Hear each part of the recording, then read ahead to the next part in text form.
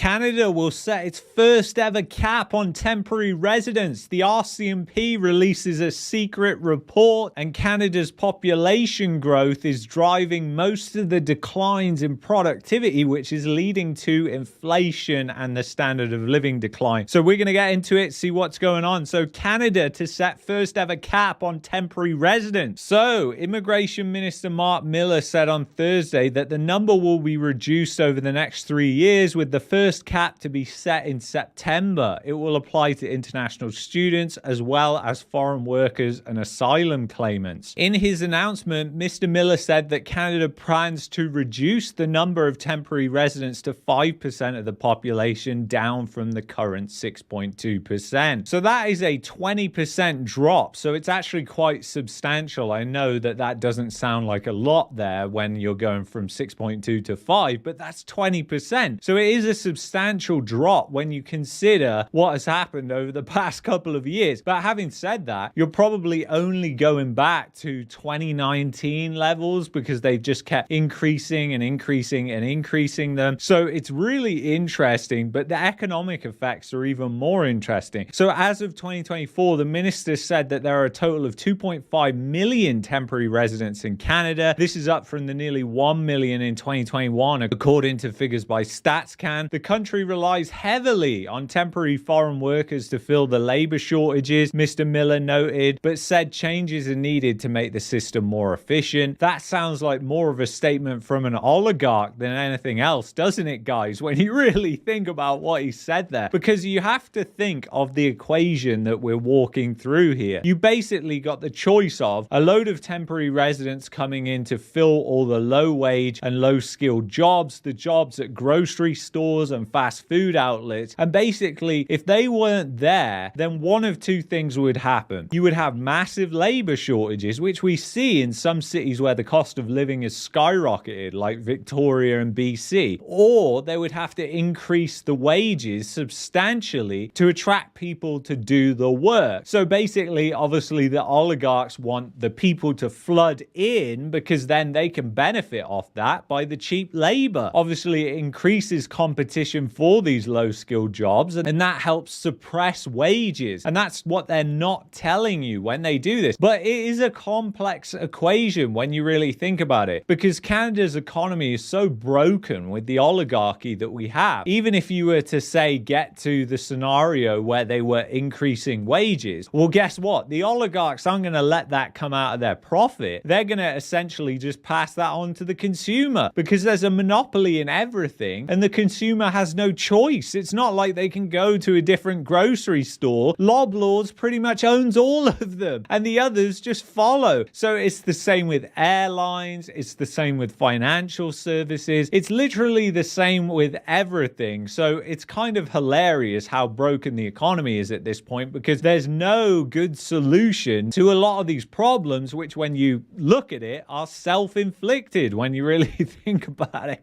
Absolutely nuts. So permanent resident applications have cratered, and they really have. So Canadian applications for permanent residency have suddenly cratered. I wonder why. I wonder why that would be, guys. Do you have any ideas? Do you think you might know? Maybe people are working out that it's not so rosy here and they were told this was the promised land and it's the complete opposite. You know, they're trying to work 3 jobs in order to keep a roof over their head and share a condo with 3 other people. I mean, that's not the lifestyle that most of these immigrants are painting in their head when they think of coming to Canada. So Canadian applications for permanent residency have suddenly cratered. The IRCC saw a drop of 73% to just 16.4 thousand applications in December. It was the 3rd consecutive month to report an annual drop, with less extreme declines observed in November, minus 30%, and October, minus 25%. September, plus 6%, also managed to log very weak growth considering Canada's targets and the growth that preceded. And that is very true when you think about it. Think about all the people that have come to the country. You would expect permanent resident applications would be skyrocketing right now. You would not expect a chart to look like this, guys, where you basically got permanent resident applications that hit their highest and peak out in May 2023 at nearly 96,000 applications. And now we're looking looking at negative minus 73,400. So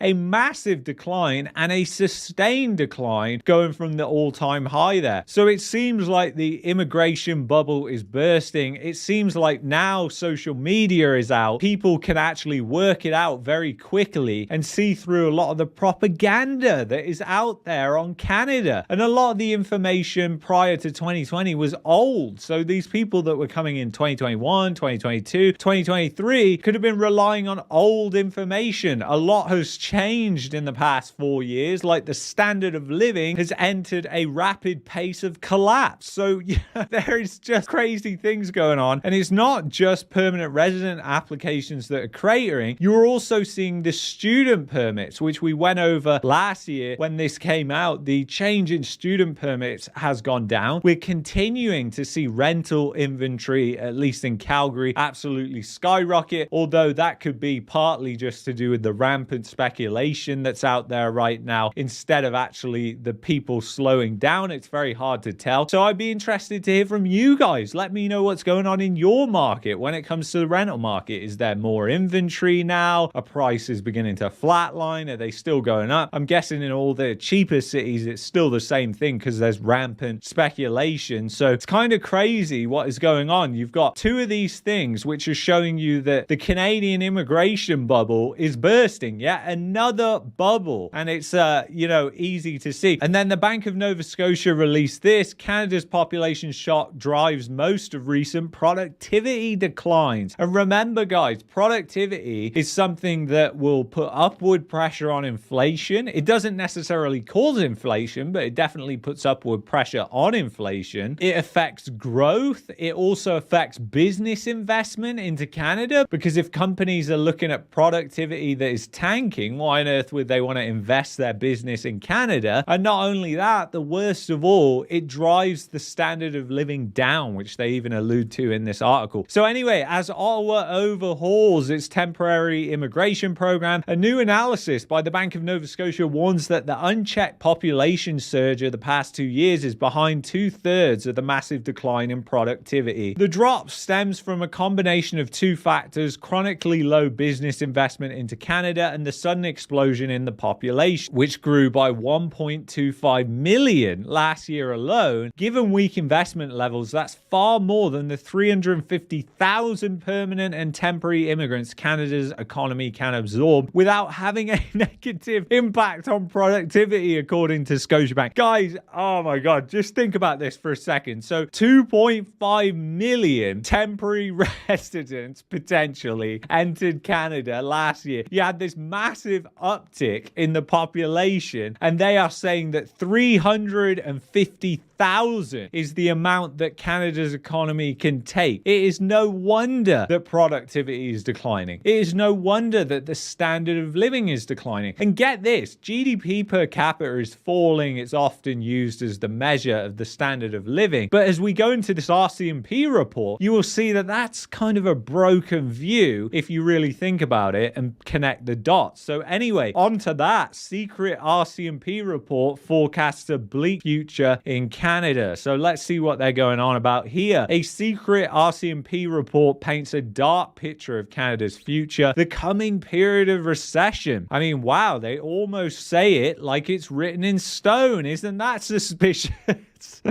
With all the mainstream media, the Bank of Canada, the Federal Reserve saying that, oh, a soft landing is achievable, it could definitely happen. The stock market is thinking that the soft landing is baked in. It's not going to be a soft landing. It's just going to be no landing at all, no crash landing at all. Everything is fine. And meanwhile, you've got reports like this that are coming out. I mean, I know the RCMP aren't economists, but even still, it's just a little bit suspicious. The coming period of recession will also accelerate the decline in living standards that the younger generations have already witnessed compared to earlier generations. The 9-page report predicts in a section titled Popular Resentment. It goes on to state that many Canadians under 35 are unlikely ever to be able to buy a place to live. And whilst that may seem true, just think that through for a second, because the housing bubble cannot continue indefinitely because it relies on the great affordability full. So if you strip away most of the population, well, who are they going to sell to? You know, it doesn't make any sense. When you really think it through, the housing bubble is doomed to fail, and it already is failing right now, right before our eyes. We're seeing the biggest declines in home prices ever witnessed in Canadian history. So that is one hell of a statement that is true. Meanwhile, you've got people saying everything is going to be fine. Loads of people are just going to come. But again, what we're talking about in this video is the immigration bubble bursting. So that doesn't mean good things, even though the immigration bubble and the housing bubble, they are not directly related. They are indirectly related, meaning the high amount of immigration spurs on a lot of speculation in the housing market because of rental demand. But that's not a direct correlation where the population coming in, they're all just buying homes and flooding the market. We've already discussed how most of these people are working low-skilled, low-paid jobs. So to actually say that statement is somewhat laughable when you really think it through. So anyway, let's continue on. It goes on to state that the fallout from the decline in living standards will be exacerbated by the fact that the difference between the extremes of wealth is greater now in developed countries than it has been at any time in several generations, the report adds. And that's what I mean, because when you're talking about the decline of living standards, normally economists are coming forward and they're talking about GDP per capita. This is the metric that they use. But that is just GDP divided by the population. But what you've really got to think is if most of that wealth is concentrated in the top 5% or the top 10%, then the GDP per capita of the rest of that equation is collapsing. Meanwhile, the GDP per capita of the top 5-10% could be going up. And that's what we refer to as a wealth transfer. And that's what we've seen take place over the past 4 years. So it's a horrific thing to witness, and it's not good when you look at prior history where this has happened before. It does not lead to good things. It leads to skyrocketing amounts of crime, civil unrest, and everything like that. So it's no wonder, when you really think about it, that the RCMP has come out with this report. So anyway, guys, if you've enjoyed this video, you might like this video here. I'd highly recommend you watch it. If you're looking for a VPN, go to expressvpn.com/marketmania. Use a VPN to get around the censorship laws like Bill C-11. I will see you in the next one. Take